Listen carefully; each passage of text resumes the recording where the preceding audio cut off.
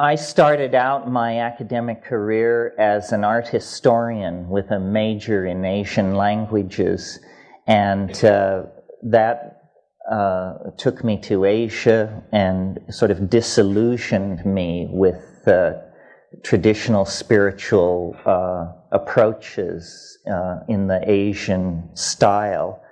And I reconnected then with my childhood love of nature and pretty much abandoned the humanities and went into the sciences. But by then it was too late to become a real scientist, and I was too tainted by my time again among the poets and the artists. So I had to become a very soft, hard scientist.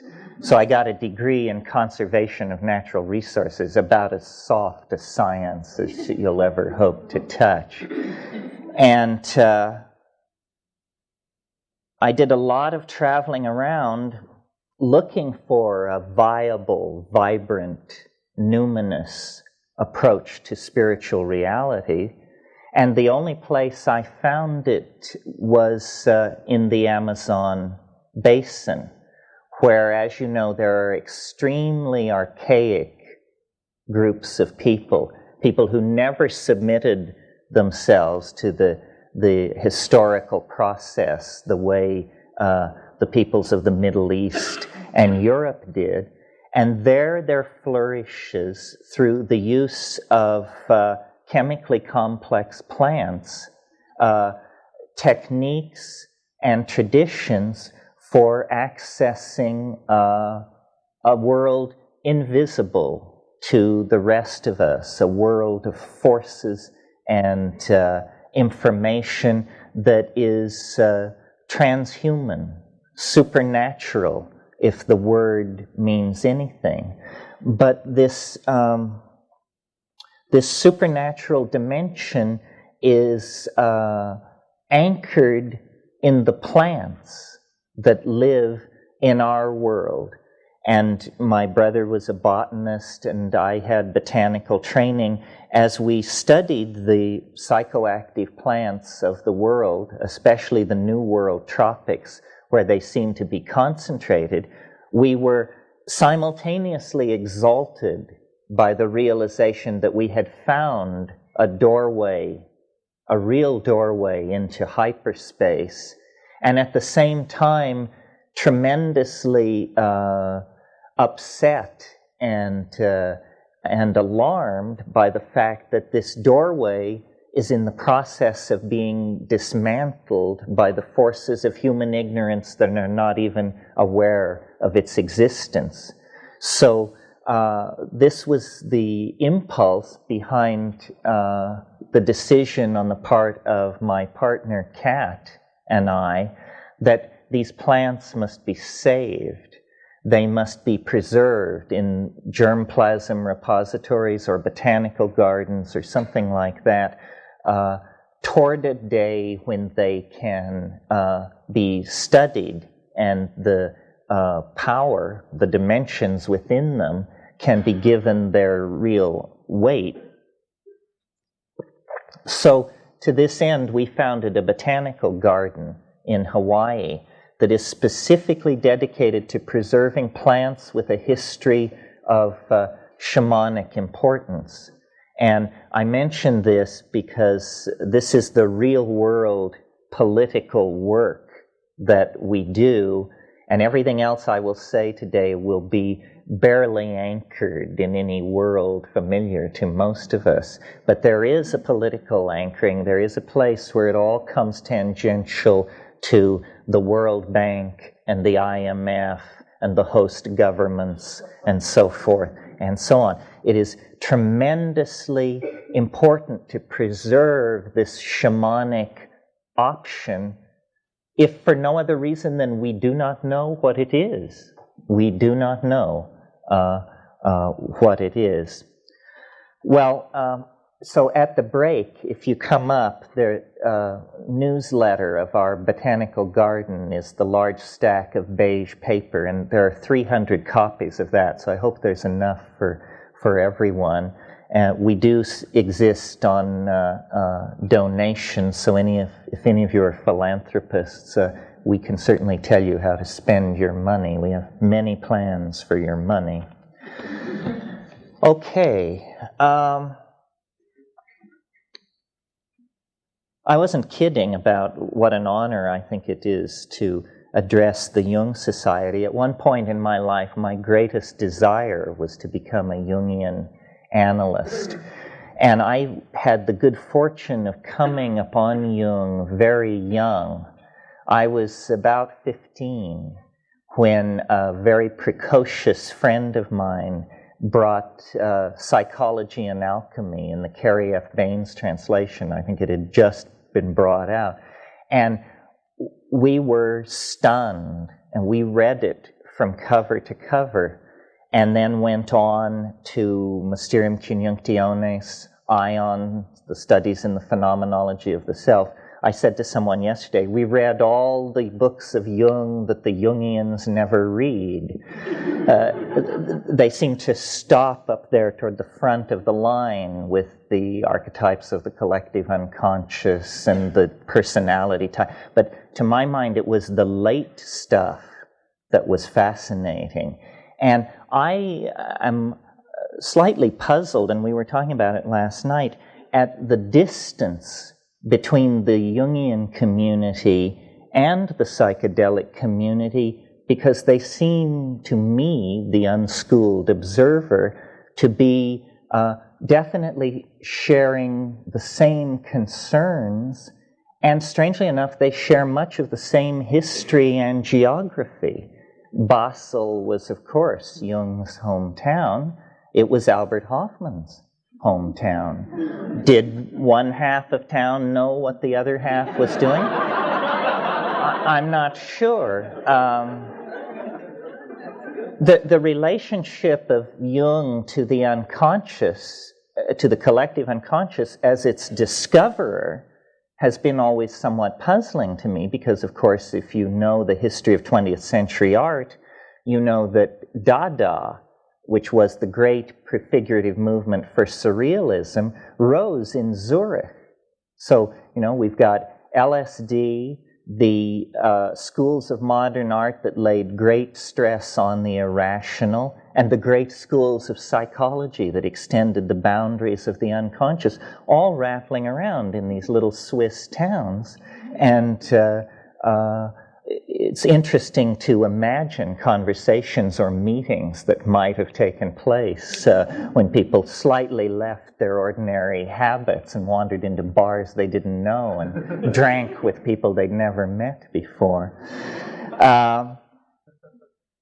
Because Jung provided maps of the unconscious, and at 16, when we were beginning to experiment with this, and let me stress, this was before the great social waves of LSD taking of the 1960s. Just preceding that, from about 1963 to 65, we were frantic for maps of the unconscious. And Freud was useless.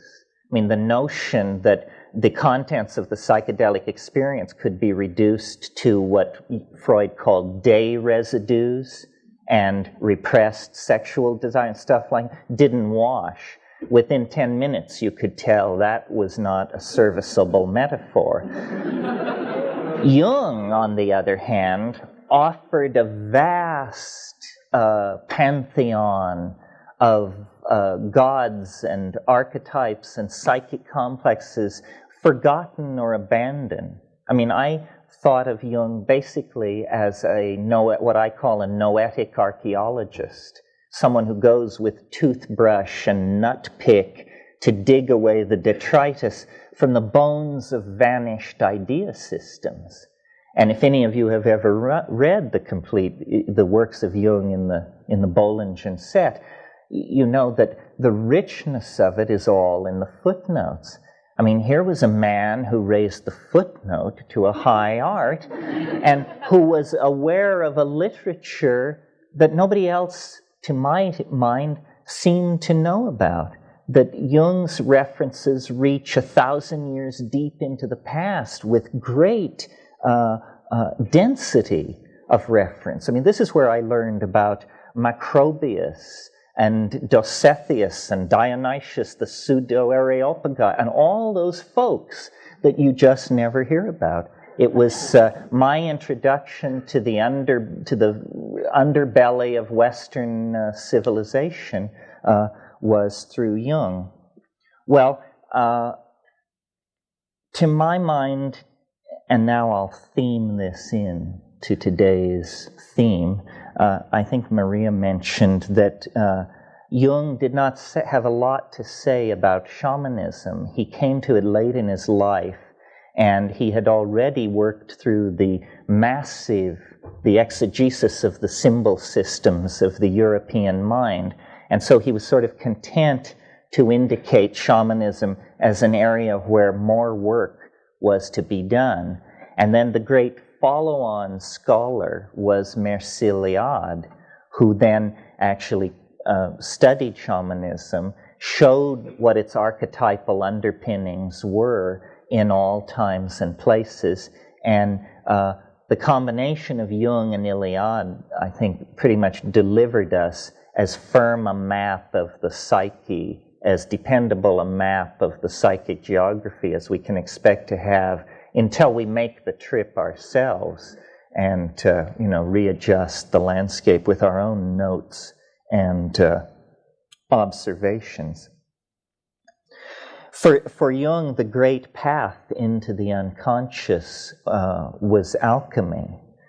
And alchemy is an interesting, pivotal domain, because I think we could, in a way, say it lies halfway between the concerns of an archaic shamanism and halfway between the concerns of a quasi-scientific psychedelic attempt to explore consciousness. Merciliade wrote a brilliant book on alchemy called The Forge and the Crucible, which is the bridge to show you how you go from Jungian psychology into an understanding of alchemy that approximates Iliade. The notion for the alchemists that Jung brought forth very strongly was the idea of projection of psychic contents, projection of the active imagination onto processes and objects in the exterior world. In the case of the alchemists, it was the swirling chemical processes in their alembics, in their alchemical vessels, that they projected the great round of the archetypes on to these chemical processes. They saw crystallization, sublimation, separation as statements about the contents of the psyche as much as statements about the exterior world, because for them, the firm division between mind and matter, the firm ontological division between mind and matter that is built into Western thinking now, did not exist. That comes with René Descartes, with the invention of what's called the res extensa, the extended world, and the res virens, the interior world, which has no spatial extension. So for the alchemists, mind and matter were two terms whose mutual exclusivity could be blurred under certain circumstances, and the terms of one could migrate toward the other. Well, now we as moderns ordinarily only experience this state when we are intoxicated by hallucinogenic drugs, or when we are in a state of severe psychic weakness, when there is then overwhelmment from the unconscious that is not with the permission of the ego, as happens in the psychedelic experience. Well, all of these various ways of approaching the psyche seem fairly abstract and bloodless and removed from daily existence, unless the psychedelic experience is present. And then it vivifies these metaphors. It makes clear what these various perennial traditions are talking about. So what I thought I would try to do today, and you're welcome to try and steer it other directions in the question and answer period, is the workshop is Sacred Plants as Guides. A lot of information has to be imparted if we're going to satisfy my pedagogical urge here, because I would really like to leave you with information that you didn't have before, some of which may have practical efficacy in your own life. So in thinking about this very large issue, Sacred Plants as Guides, I basically break it down into 3 categories for ease of handling in a context like this. And they are a kind of survey. How many of these plants are there? What are the chemicals that drive them? And what is their geographical distribution? In other words, just what are the botanical facts of the matter? And then, secondly, I think in order to understand what these things mean for spiritual growth and psychic development, you have to place them in a context. And the context is chronological and historical. Have these things always been around? Have shamans always been taking them? How do they relate to the synthetic drugs that have been developed in the last couple of centuries? So the history of our relationship to the pharmacologically induced ecstasy. And then finally, and probably we'll get to this this afternoon, the phenomenology of the experience and the techniques for achieving and controlling it. Because this is there is a practicum here. This is not a course in Mongolian philology or something like that. The ultimate idea is to get those who feel called to the task sufficiently informed and psychically empowered that they can push off into the oceans of mind in the interior with some fair amount of confidence that they'll return to port with all hands. So let's start sort of with a survey. Let me see, I'm going to talk until 11:30. So let's start with the survey then, and just talk about what the options are. And this will be sort of unstructured and conversational with forays into other areas. First of all, the striking thing when you want to study psychoactive drugs and plants and their impact on human culture, and that's really what interests me, is how drugs affect culture. After I went through Jung and Iliad, my next port of call was McLuhan. And I absorbed very deeply the notion that media structure civilizations in ways that the civilizations are never aware of. And Jung, of course, talked about print and manuscript and electronic culture. He did not talk about drugs. But drugs are a form of media, because information travels through the drug to the mind. That's a medium of communication. And various societies wear drugs like clothing with no awareness of their existence at all, somewhat in the way that a fish relates to water. So that, for instance, if you're in Dublin, you are swimming in the ambiance of an alcohol culture. You don't have to be drunk to be in Dublin, although it helps. But the entire society is premised on the possibility, you see. The entire society is premised on the possibility. In India, the entire society is premised on the possibility of hashish intoxication. And social mores, building design, everything takes account of this.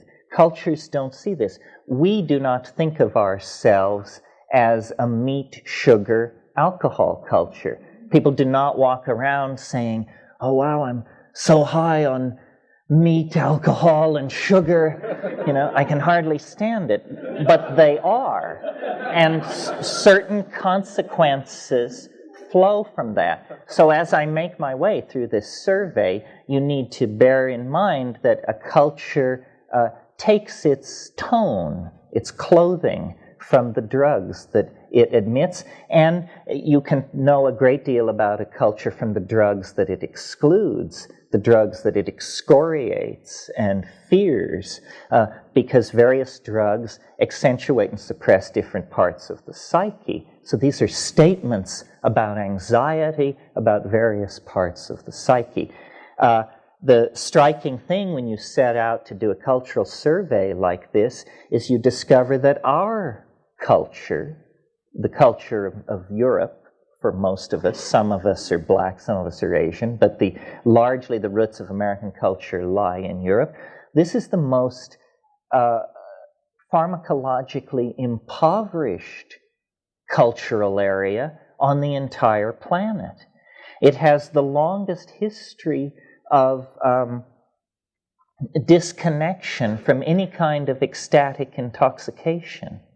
And the cultural forms of Europe, linear, abstract, narcissistic, and promoting of male dominance, are, to my mind, exactly what you would expect in a culture long deprived of the boundary-dissolving, numinous encounter with the vegetable mind.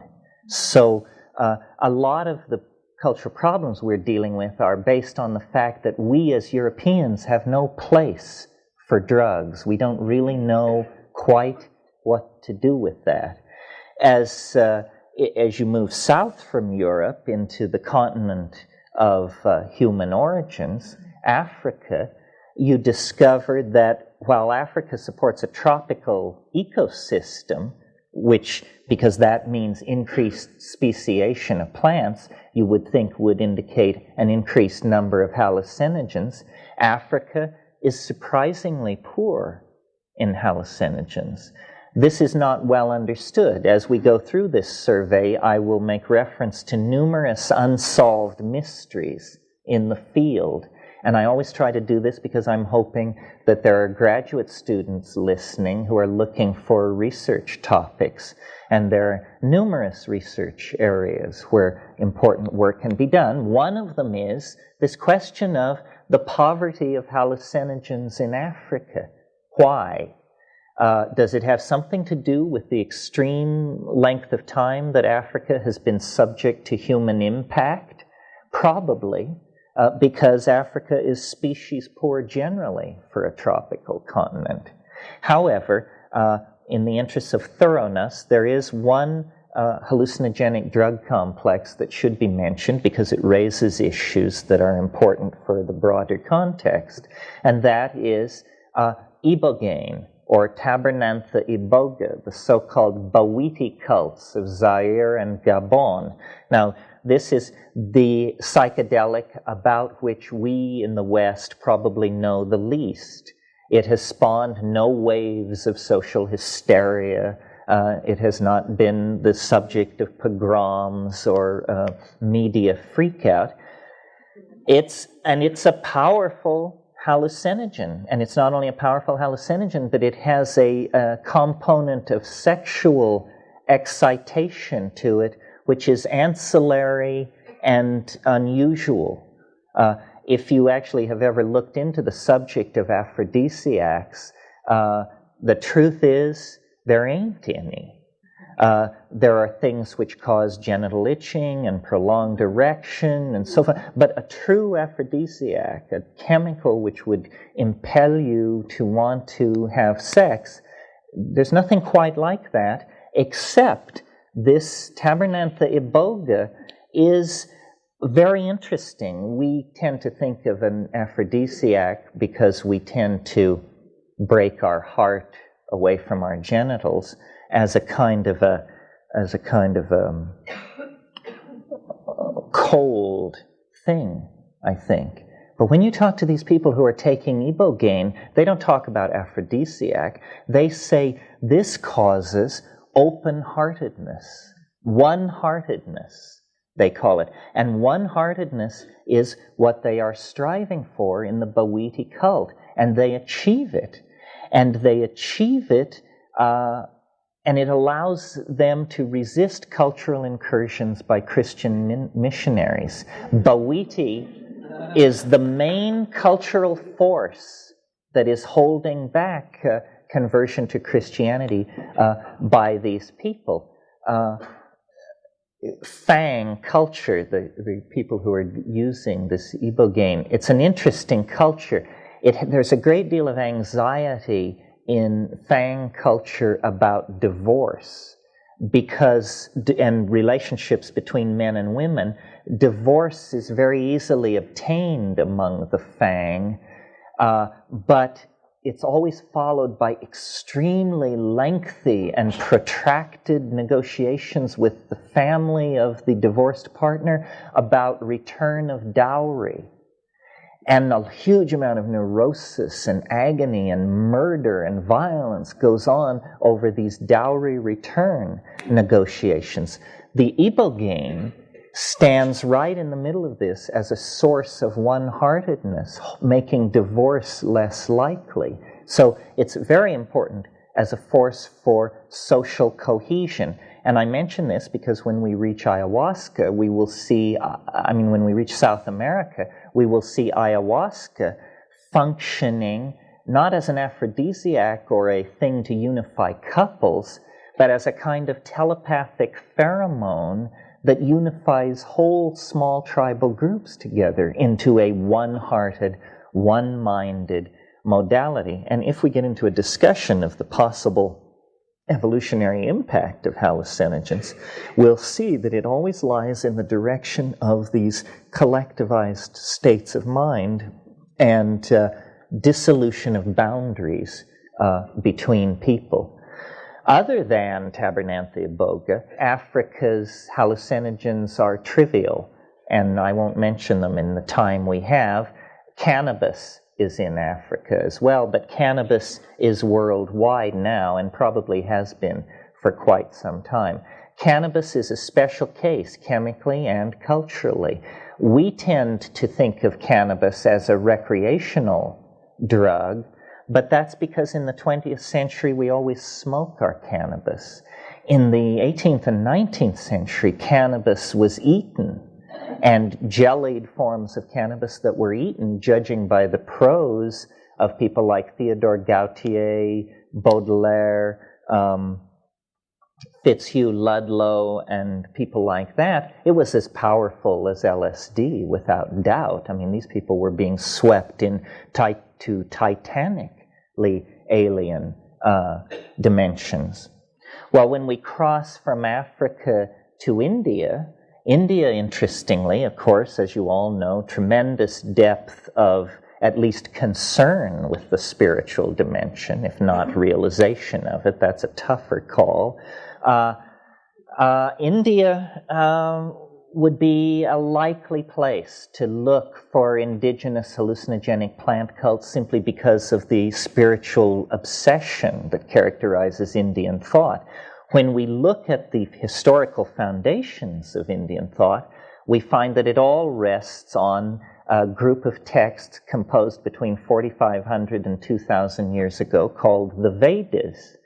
And the Vedas are nothing less but the world's longest continuing advertisement for a hallucinogenic plant. The problem is we don't know what this plant is. This is the mysterious Soma of the Rig Vedas. And Mandala 9 of the Rig Veda is entirely a hymn to Soma. Soma held Hinduism of the Vedic phase together. Later, it was repressed. And again, graduate students, pay attention. One of the very interesting problems to be looked at by sociologists, social psychologists, and anthropologists is how, if a drug once discovered, or a plant once discovered, is so wonderful, How can these things ever be lost or forgotten? And yet, in several instances, we deal with literatures which sing the praises of some plant or drug, the identity of which we cannot figure out, or it becomes a big arm wrestle between various competing schools of scholarship. We do not, to this day, know what Soma was. Gordon Wasson, who some of you may know as the discoverer, the modern discoverer of the mushroom cults of Mexico, founder of the science of ethnomycology, believed to his dying breath that Soma was Amanita muscaria, the red-topped, white-speckled Amanita. This is a mushroom which has a major role in Tungusic and Arctic shamanism, but to say, as Wasson did, that this is the supreme entheogen of all time is not supported by the evidence, I think. Wasson's own efforts to become intoxicated on Amanita muscaria were not successful. My efforts have not been successful. Occasionally you will hear anecdotal evidence. Someone will tell a story about eating Amanita muscaria that obviously they had a staggering breakthrough to a rupture of plane, as Merceliod in his wonderful phrase. But it's extremely undependable. And when you look at the botany of Amanita muscaria, you discover that its chemical constituency is seasonally variant, genetically variant, geographically variant, and so forth. So often, I think, as we gain understanding of a given shamanism, we will see that it depended on an extremely deep local knowledge. And if you take what a Yakut shaman says about Amanita muscaria and attempt to apply it in the national forests of New Mexico, you could end up with a tag on your toe. These things this kind of information doesn't travel well. One of the, there are old shamans and bold shamans, but there are no old, bold shamans.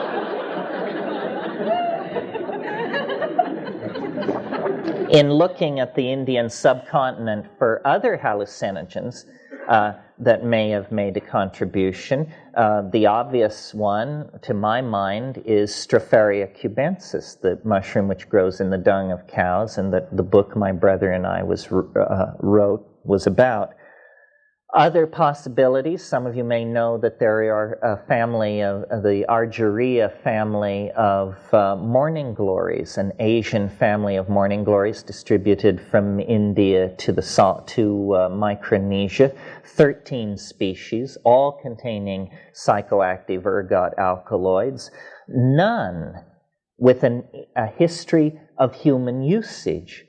Now, this is another area which really fascinates me.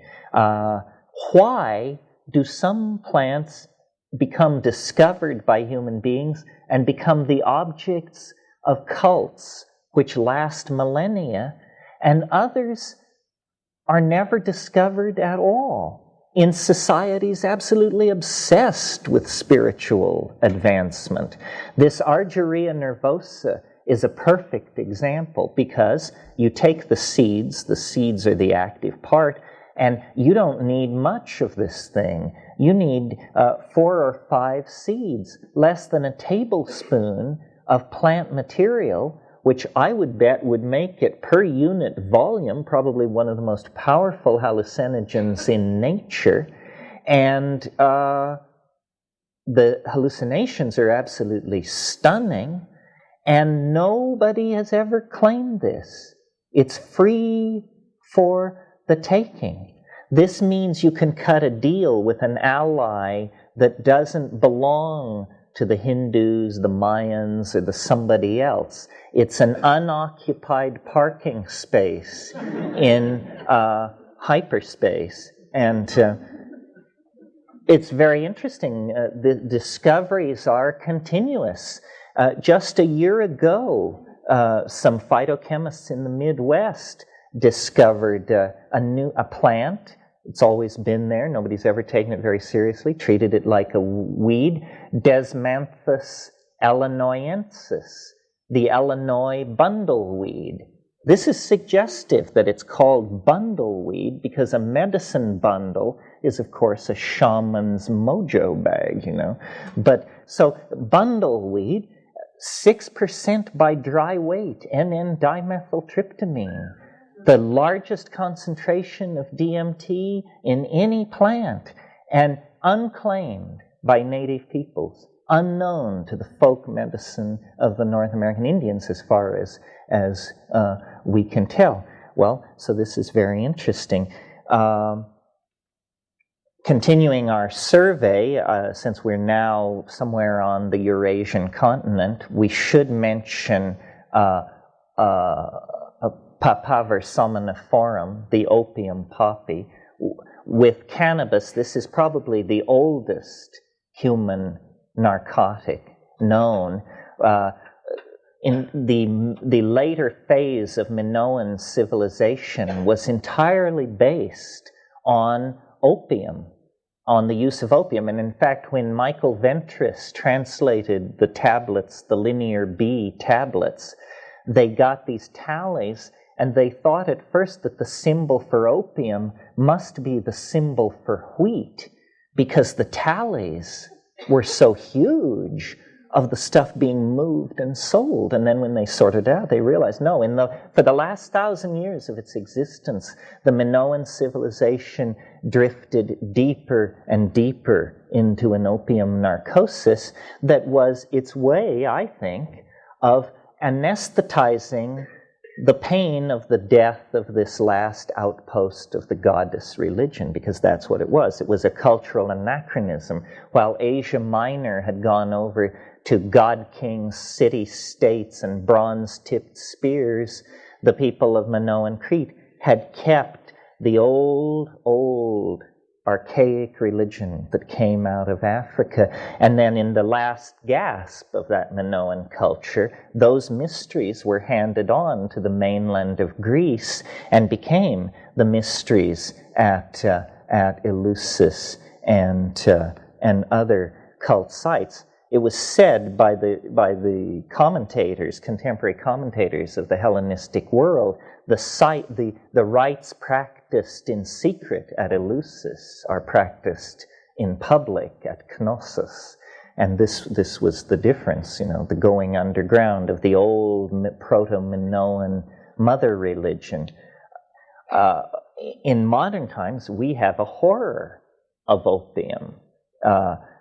People are amazed that I even mention it in the same breath, but it doesn't hurt to remind ourselves that this virulently addictive substance, opium, was not even noticed to be addictive by anybody until 1627, when the English physician John Playfair, for the first time, commented that opium, once taken over a long period of time, then there would be a requirement that it be taken throughout life. We're right in the middle of a drug war at the moment, and it's interesting in that context to notice how the goals of drug wars can change. 100 years ago, the British Navy was involved in what were called the Opium Wars in China. Very few people in the modern world have bothered to inform themselves to find out that the Opium Wars were about the right of the British government to deal opium. The Emperor of China did not want opium dealt in the ports of China, and the British government used cannon to enforce their desire to sell opium in the ports of China. Why were the English trying to sell opium in the ports of China? Because the tea trade had collapsed through overproduction, and they were stuck with all these tea ships. They had created a whole global infrastructure for the sale of tea. When the market fell out on tea, they just turned to opium. They grew it in Goa, and they sold it in China. This was government policy less than 120 years ago. Okay, well, moving on then from Eurasia, and I'm sure I'm missing different things, but if I missed your favorite thing, bring it up in the question period, to the North American continent. And the North American continent is, I almost said similarly cursed like Europe, but that's just my prejudice. The North American continent is similarly poor in hallucinogens.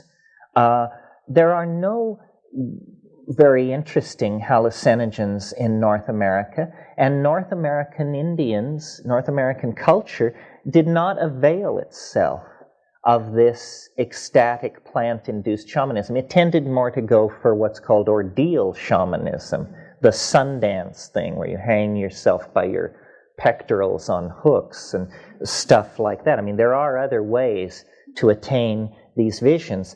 But you see, that absence of good hallucinogens in North America just reinforced that whole beer and woolen and uptight thing that came from Europe.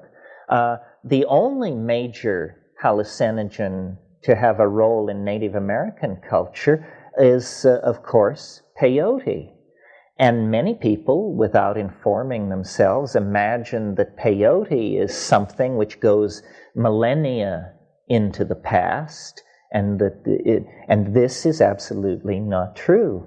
Peyote use may well be less than 1,000 years old among Native Americans. When you go back into the old graves and the old burial sites in the Rio Grande Valley and south, you don't find peyote. What you find are the beans of Sophora secundifolia.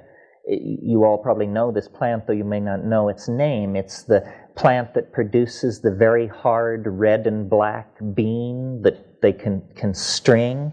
If you all know what collarines are, these are erythrinas, which are related to these things. Okay, that stuff contains cytosine and cysteine.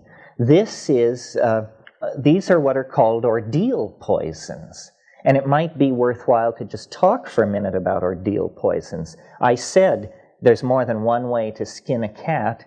There's more than one way to have this experience that shoves you through to an awareness of the numinous. That's what we're trying to do, is have an awareness of the numinous.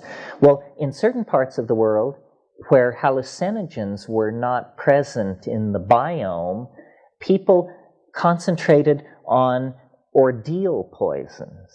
And what an ordeal poison is it's a chemical compound that you take it and you think you're going to die and you beg for death and you do not die.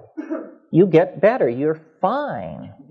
And you're so damn glad to be alive that you undergo an abreaction. You get straight, you shed some of your complexes, and you turn over a new leaf, is what it is. Well, in Madagascar, these ordeal poisons have been brought to a high state of perfection. Also in Malaya, there's a poison complex that replaces a hallucinogenic drug complex, and these are horrific poisons. So what apparently was going on in the Rio Grande Valley was, after centuries of this Sophora secundifolia cult, someone discovered peyote and said, my God, thank God.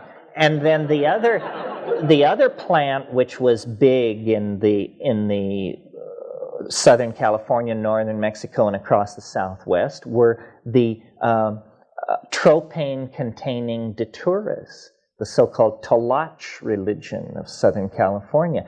Well, these are deliriant confusants that are, unless you have a psychic constitution that is not like mine, you can't take these things.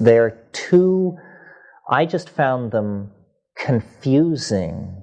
It was like a kind of madness, and also physically very difficult to handle. I experimented. I had a phase with these things when I was in Nepal, because there are sadhus, holy men in the Kathmandu Valley who swear by this stuff. And if you're in Kathmandu, you may notice in the gutter, well, you'll notice plenty in the gutter, but you may also notice these datura pods, empty datura pods, and I noticed them and started asking questions. And then out at the King's Game Preserve past Pashupatinath, I found a bunch of these things and laid in a supply. But it is an occult, watery, it's a dimension of confusion, not a dimension of high awareness. And I think some of you have heard me tell the story about the reason I gave it up was an Englishman, a friend of mine who lived in this little village in Nepal where I lived. He was also experimenting with this stuff. And one day I was buying potatoes and tomatoes in the market, and I ran into him, and we started having a conversation. And in the course of the conversation, he revealed that he believed we were in his apartment. And then I knew that we were losing hold on our grounding. So I don't recommend that. I don't have a whole lot to say about it. Apparently, it's a thing for magic, power magic. And I've never been particularly interested in that because I'm afraid of it. I'm a watcher. I like to look. I like to get very close to it and watch it. But I'm not into grabbing it or doing anything with it. I have a feeling that would lead to catastrophe for me personally. Okay, where are we now? Northern Mexico. Now we've gone all around. We started in Europe, we went down into Africa, across the Eurasian continent, North America, northern Mexico. Now things get interesting because as you leave the Sonoran uplands and go south, in the Sierra Mazateca, it is this mushroom complex which Valentina and Gordon Wasson discovered in the 1953s. 17 to 22 species, it depends on who's counting, of extremely endemic, meaning very localized species of mushrooms, all producing psilocybin, coincident with the cultural site of the Mayan, Mixtec, and Mazatecan civilizations. And this is psilocybin, an extraordinarily powerful, visionary, and benign hallucinogenic metabolite.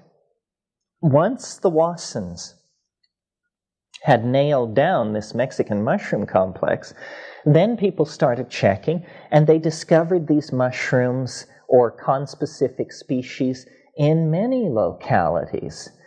Two that are worth mentioning are the Pacific Northwest, Oregon, Washington, and British Columbia, which appears to be the world center for species density of the psilocybin gene, and strangely enough, very good ethnographic research turns up no hint that these Kwakiutl, Shimsham, Tlingit, and other people had any hint of this. They lived in the center of the psilocybin distribution complex, and as far as we can tell, their shamanism, which was highly evolved, never discovered or made use of this. Not so these civilizations of Mesoamerica.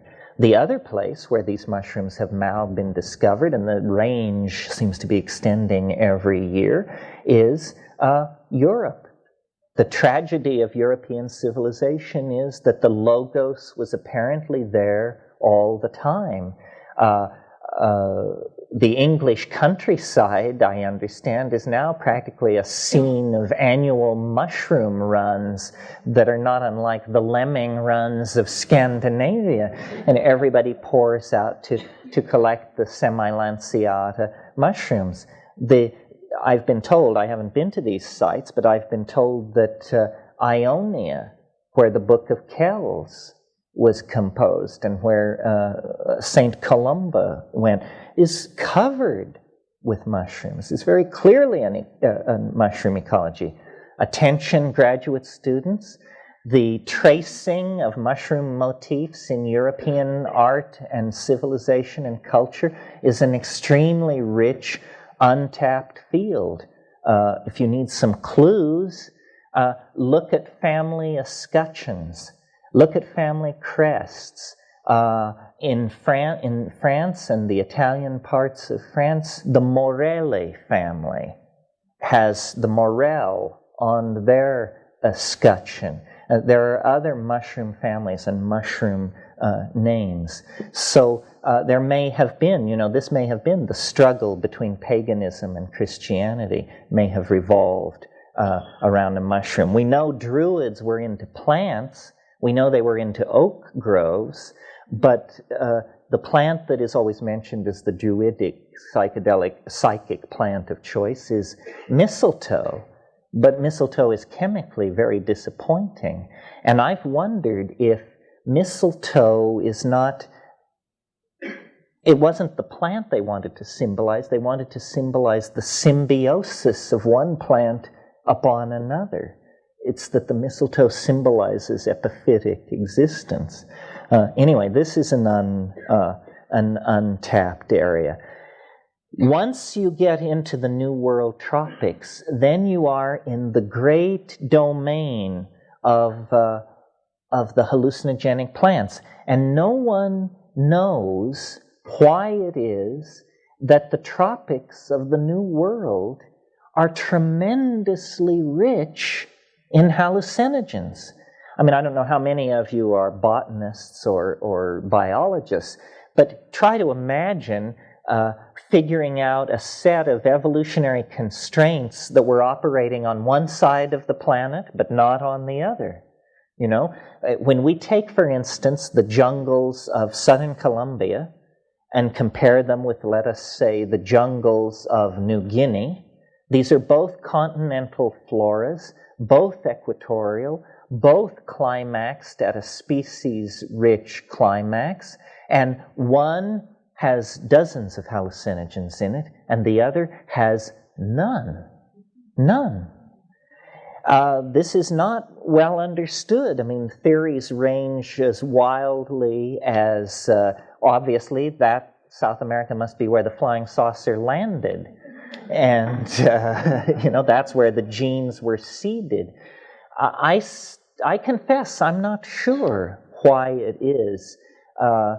At first I thought that it had to do with the extremely primitive state, so-called primitive, the extremely archaic state of culture in the South American jungles, that they represent a real Stone Age culture, where when you go into Indonesia, it may look primitive to you, but the Dutch were there before the English arrived in North America.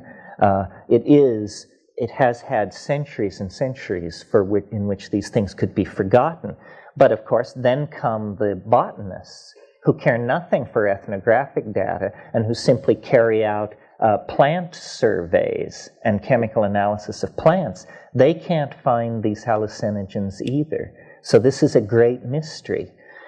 In the tropics of Mesoamerica and the equatorial tropics of the New World, there's a vast panoply of hallucinogens, not only the mushroom complex, but then also this ayahuasca or yahe complex that we've referred to several times. This is a huge jungle vine. And as we cross into the yahe area, we also cross an interesting barrier, because we move from plants, single plants, which are hallucinogenically active, into the realm of preparations. We're on the threshold of the concept drug here, because what ayahuasca is two plants which are not active unless brought into combination with each other.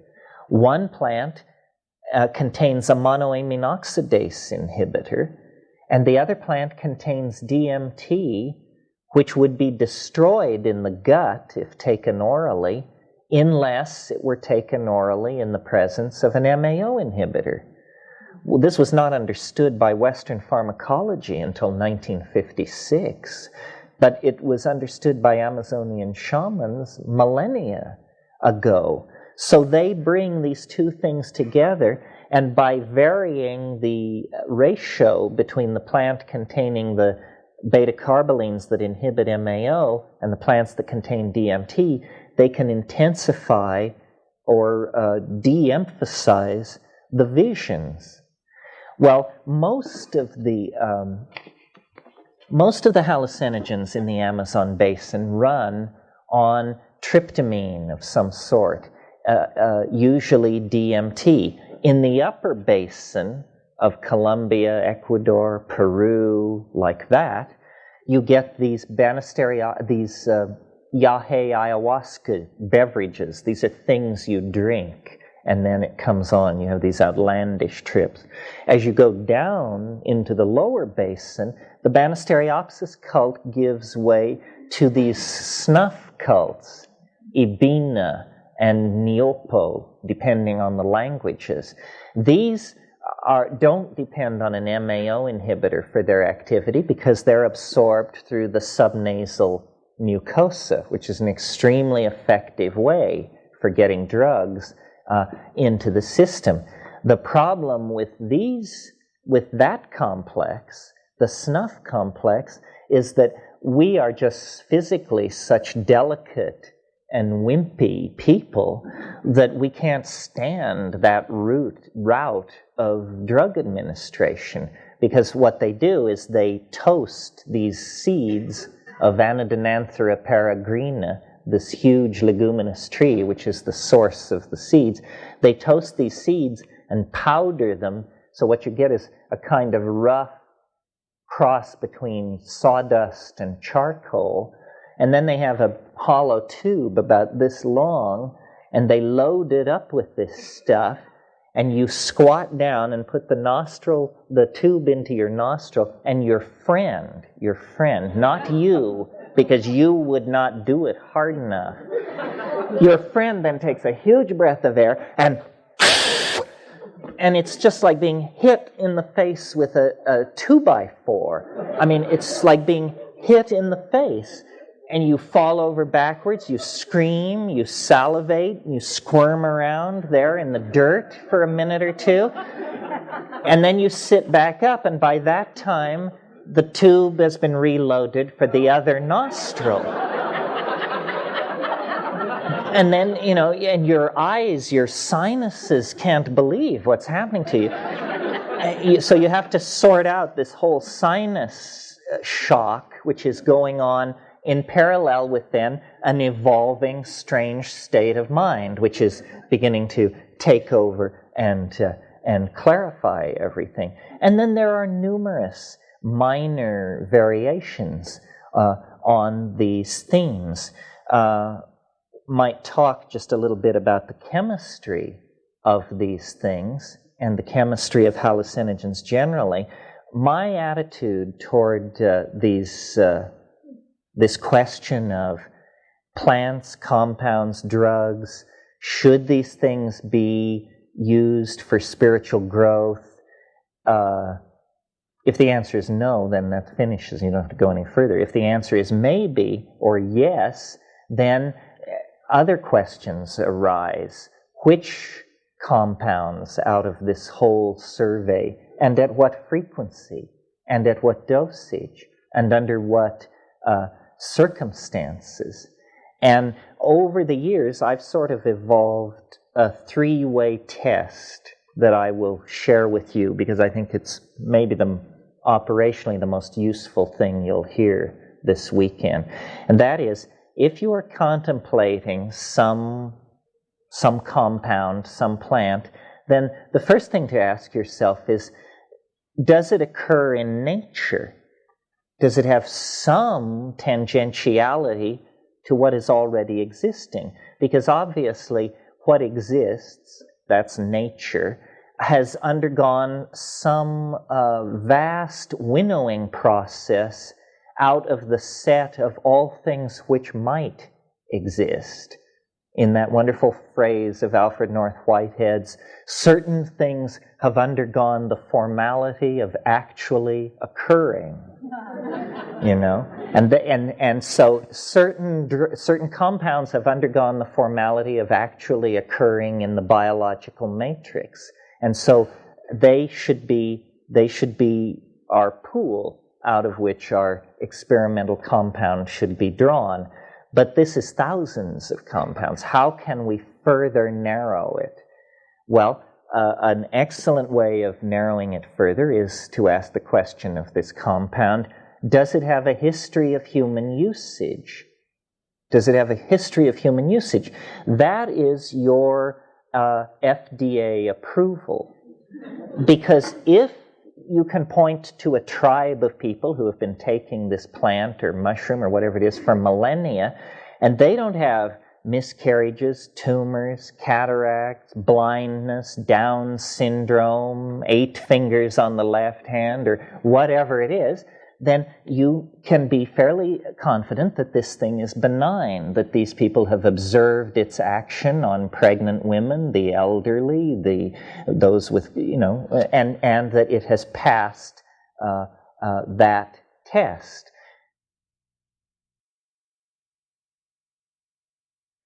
Then, finally, the narrowest gate through which a compound has to go to intersect my precious body is it has to have an affinity to ordinary brain chemistry.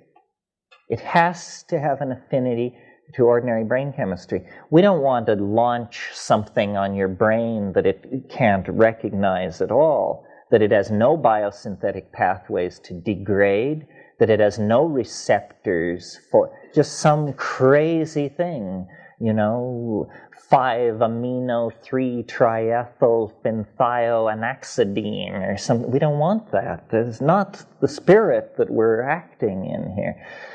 So if the compound can get through those 3 barriers, then it's an excellent candidate for providing spiritual gain at low physiological impact. Well, now some people may say, oh, well, you've taken all the fun out of it. All the good things have been tossed aside in this mad rush to purity or something. Not at all. The very best stuff was retained in this process because in terms of relative strength and bizarreness of effect and so forth, the strangest, the most powerful, the most transformative of all hallucinogens in nature or out is dimethyltryptamine, DMT. And it's worth talking about DMT for a moment because it will raise certain issues and distinctions that you may not have been aware of. First of all, DMT is hands down the most powerful of all hallucinogens. I mean, it is so powerful that whatever's in second place is lost over the horizon. Yet, it is the most benign of all hallucinogens because it occurs as an endogenous neurotransmitter in the normal human brain.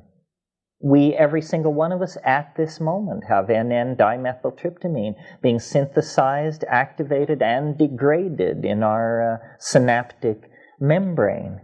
So this is almost a paradox. The most benign of all hallucinogens, the most fast-acting, I should also add, is also the most harmless, the easiest to take. It sort of puts a certain obligation on the experient because there is no reason to hold back except that there is this question, does it drive you mad? And then the more serious version of that question, what about the possibility of death by astonishment?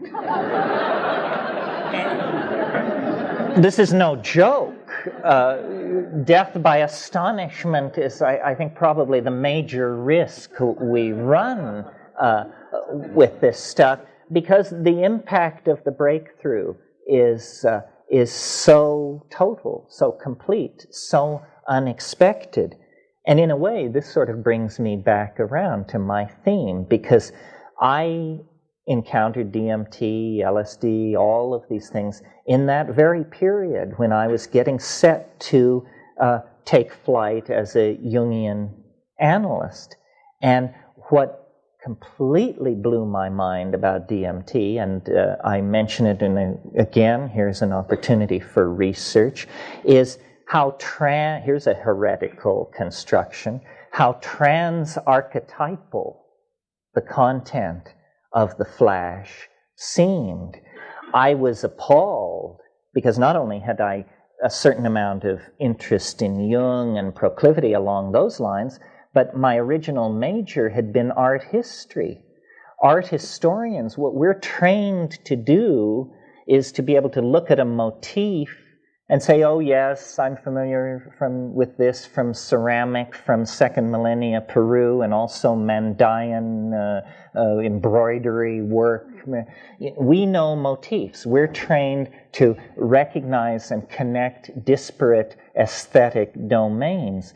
Well, when I smoked DMT and came down, I said, this is not on the map. I can't believe it. This doesn't connect up to anything. How can there be domains of the human mind that do not announce themselves in folklore, fairy tales, dreams, or mandala painting, that are so removed from the ven of what is human that they are apparently not accessible in structuring our maps of ourself and our psyche? And that for me was the contact with what I call, and I didn't call it this, Rudolf Otto called it this, and this term influenced Jung, Otto preceded Jung, it is the wholly other. And if there is an archetype of the wholly other, then this is it. But perhaps the wholly other transcends the archetypes. This may explain to some degree Jung's interest in Gnosticism, especially the Valentinian school of Gnosticism, which holds, that there is a higher and hidden Father, all God, who is outside the machinery of cosmic fate.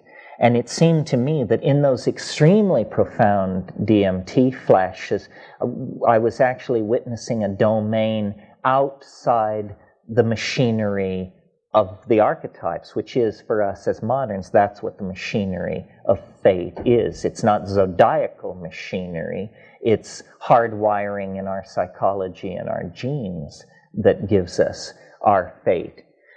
Well, so having said that, I've not only made the survey, but also brought us to, by ending with DMT, the subject matter of this quest.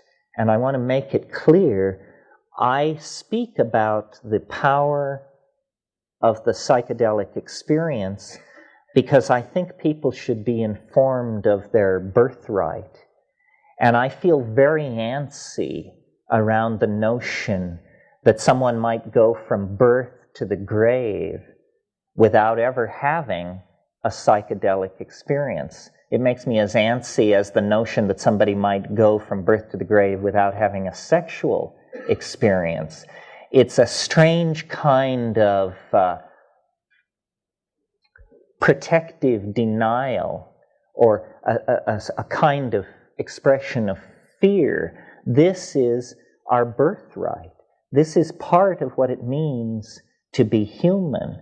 These altered states of consciousness, I think, are pretty much scripted into the existence of women because most of them will give birth, which is an organically scripted psychedelic experience from which there is no escape unless, of course, you go for the drug knockout, the spinal, and then you miss everything. But biologically, physiologically, women are set up for this experience. Men are not. It's possible to build such barriers against overwhelmment that it never happens in your whole life. And I believe that if we psychologically analyze the effects of these psychedelics, what they do is they dissolve boundaries. That's all. I mean, if you interview 10,000 people who've had a psychedelic trip, each one has their own hierophany, their own hieroskamos that unfolded for them, but the sum total of it is boundaries dissolve, and then whatever's on the other side of your boundary comes flooding in to claim you and to reshape and remake your psyche. Well, I see the entire illness of our civilization as an ego-inflationary illness.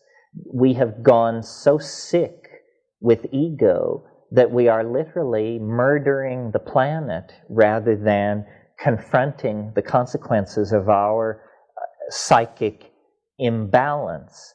And the psychedelics act to redress this. They are almost an inoculation against the ego. And I see the ego as a phenomenon arising in historical time, or rather, actually, history is caused by the ego. But the ego is a component of the psyche that arose in the post-archaic phase, in the post-psychedelic phase. It's entirely a modern invention. It's less than 15,000 years old. And the assumptions of the ego are the source of our neurosis, our disequilibrium. Why did the ego arise?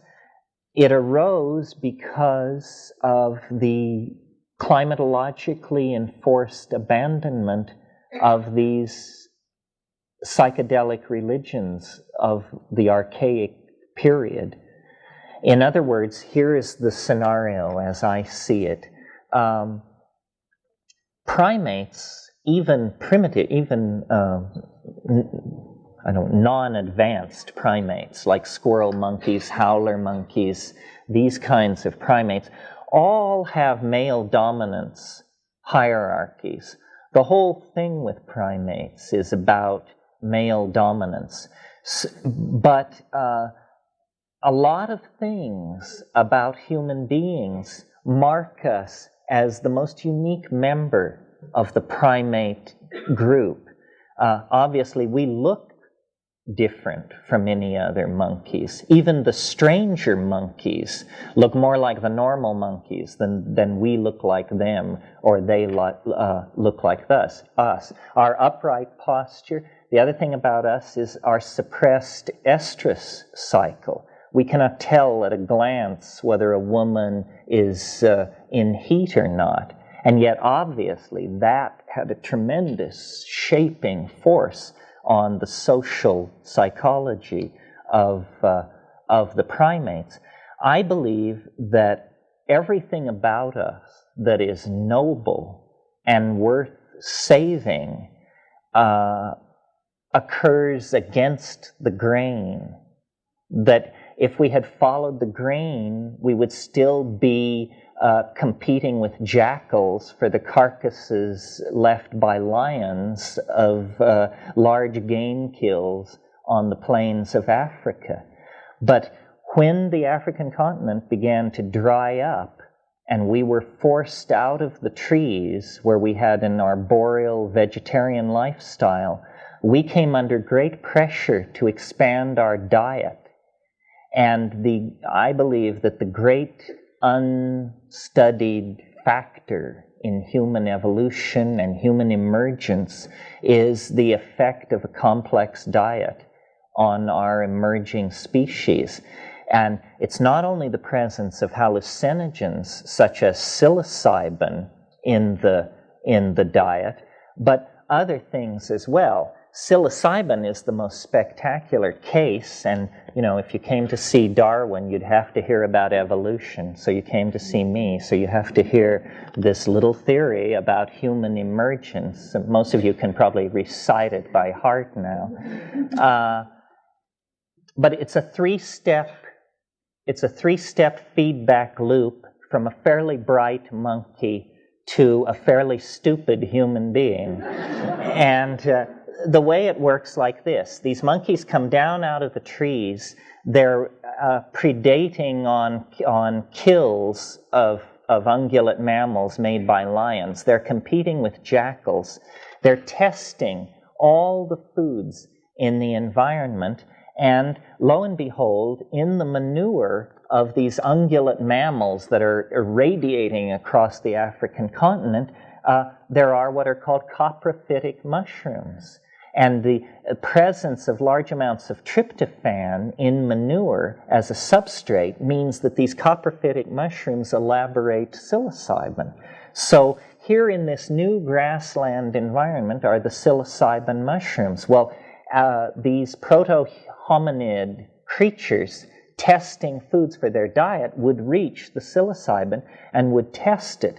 Well, then this three-part feedback loop to humanness then comes into play. And it works like this: very, very light doses of psilocybin, so light that you cannot an hour and a half or 2 hours later tell you've taken anything. You say, I don't feel it, I feel completely normal, I must not have taken enough. That dose, if you would submit yourself to being tested by an optometric apparatus, we could show you that your vision has improved slightly. This is an effect of eating small amounts of psychoactive amines, increase of visual acuity. Well, you don't have to be a rocket scientist to know that if you're a hunting animal competing in a highly competitive environment and suddenly somebody hands you a pair of chemical binoculars, you are going to be a more successful hunter than other members of your species who are not availing themselves of this food item. So there was reinforcement there. Aha! If we eat these mushrooms in small amounts, we will be more successful hunters. Or maybe it was never raised to consciousness as an if-then relationship. It was just, we eat mushrooms, we hunt well, kind of thing. Then, if you eat slightly more of the psilocybin, if you bring slightly more of it into your diet, it's what's called a CNS stimulator, central nervous system stimulant. An effect of all CNS stimulants is what's called arousal. And arousal means simply that you can't sit still, you're very restless, you're very energetic, and often in the male animal you have an erection. It's an overall systemic arousal. And if you witness this situation in monkeys are very hang-loose kind of characters, and so then they just all fall together in a heap and make love. And this increases what anthropologists and primatologists like to call successful instances of copulation. This means that this increased interest in sex, in combination with an increased success in obtaining food, is creating the perfect situation in which there will be a population boom of these creatures. They're eating better, they're enjoying themselves more, and they have better relationships with each other. So population boom is on the way.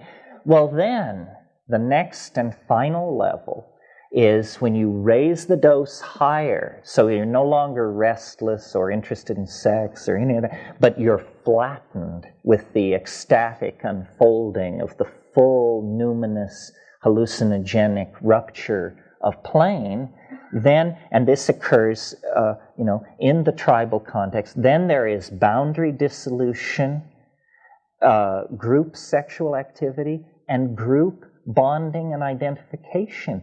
And this is where this telepathic coherence, this inner dynamic of cohesion and caring that we see in primitive people to some small degree and that we imagine must once have been our birthright, this is where it came to be. And at those higher levels of psilocybin, most of you probably know, language is formed by an organ on one side of the brain called Broca's area. Broca's area, the brain being always symmetrically constructed, Broca's area has a twin on the opposite side of the brain, but no one knows what's going on there. It's apparently a silent area of the brain. Well, when you take psilocybin, there is spontaneous linguistic activity, glossolalia. Henry Munn has written about this in his essay, The Mushrooms of Language. It's almost as though psilocybin is a pheromone that promotes linguistic activity, an effort to take verbal intentionality and connect it up to the ontos of being in some way. And then it's almost as though words are born out of you. You give birth to words. And these concrescences of meaning then create a kind of unitary ambiance, which we call understanding. Language is a miracle. I mean, make no mistake about it. I don't think any amount of dissection of monkeys or human cadavers will give you any insight into language. Language is a behavior of some sort, so bizarre, so many orders of magnitude more complex than anything else we do, that for all practical purposes, this is the thumbprint of God upon creation. Human language. And it's a self-transforming thing. It keeps bootstrapping itself to higher and higher levels, and it creates for us the entire ambiance of reality. Once we had words, we quickly replaced reality with them. And so I believe that what psilocybin promotes is cognitive activity, the coordination of visual input with plans and strategies for hunting or acquisition or whatever. It promotes this increased arousal, which really, in a way, this arousal is nothing more than a reclaiming of your animal body. You feel restless, you feel your muscles, you feel your genitals, you feel your place in space and time. You are reclaiming your body, and then finally it inducts you into this domain of the logos, a religious hierophany, something that we as moderns are absolutely as in awe of as our mushroom-munching ancestors 25,000 years ago. We can't reduce it. We don't know what it is. You know, Jung was always so concerned that people say it's only psychological, it's only the psyche. I've got news for you. It may only be the psyche, but the psyche is all there is. And as we came into a relationship with the mushroom, humanness emerged on the African veldt and was able to stabilize itself for a few millennia, and then we fell into history because of climatological change for many reasons, but we literally fell into history, and now we operate in this lower domain, a domain of limitation, of misunderstanding, of low-grade languages, and we are neurotic, we are unhappy, we are dysfunctional, and I believe this is because our connection to the logos, to the informing voice that gives meaning to being, has been broken. Over 10,000 years, it's fallen away. And all we're left with is our spiritual yearnings, our nostalgia for paradise, and our pathologies. And miraculously, we are left with the time capsule of preservation represented by the rainforest shamanic cultures that use hallucinogens.